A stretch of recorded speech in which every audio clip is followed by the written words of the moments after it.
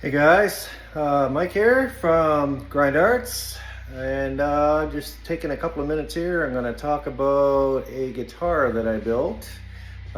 See if this thing will let me flip. No, I guess not. Okay, so I'm just going to show it to you this way. So this is a guitar that took me over 7 years to build. It is built from white maple and bloodwood. Bloodwood is a very deep cross-grained wood. It is very hard to cut. I literally had to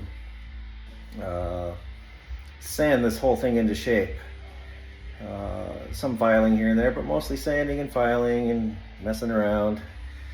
I'll give you close-ups here.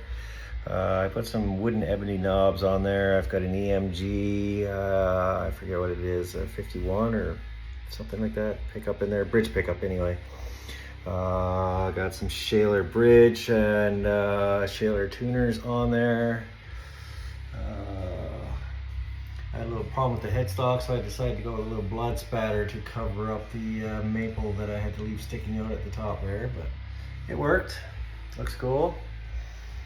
And one-piece neck, I guess we can get behind there. Neck through, very solid heavy body. It's got a little bit of weight to it, so I cut the bouts into the sides, that'd be this part right here, just to try and lighten it up, and I cut some grooves into it here as well, just to take some of the weight off. It still has a bit of weight to it. It probably weighs more than the average Ibanez anyway. I did use some Ibanez geometry, but I scaled it to a baritone scale. It's around 26 and a quarter. It's not quite 26 and a half. But, anyway, yeah. I use this guitar to record the music that you're hearing in the background here right now. The music from my album, The Coming Apocalypse. It is an 82-minute, pretty long album. You can go check that out on my other YouTube channel for my band, The Casket Reaper. Basically, I recorded the entire album guitars with this guitar. It worked out pretty good. We had a little bit of issues with some of my audio gear, but otherwise it worked out good. So anyway, yeah, a little more history of this thing, I guess. I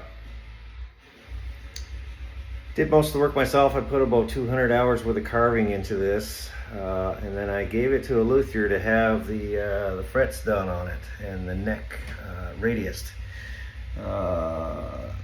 Gave it to one guy. He disappeared on me for 4 years, so I didn't see it for 4 whole years. Didn't think I was ever going to see it again. But somehow magically found him in another city and got it back. Some of the hardware was damaged and I had to replace it, but that's okay. At least I got it back. And then I gave it to another luthier and he didn't touch it for a whole year. So I took it back from him. And then I found a kid fresh out of school, carpentry school, I guess. And he did it within 2 weeks and got it done. And then I was able to finish building it. The shape was a little different. I decided to, again, grind down some of the sides and points and all kinds of fun things like that from the original shape. But it's my own custom shape. I think it looks pretty deadly. Plays pretty well. Does need a little adjusting here and there. I don't have the tools to be a proper luthier, but it worked well enough to write a record with, so here you go. I call it Bloodsoaked. That's the name.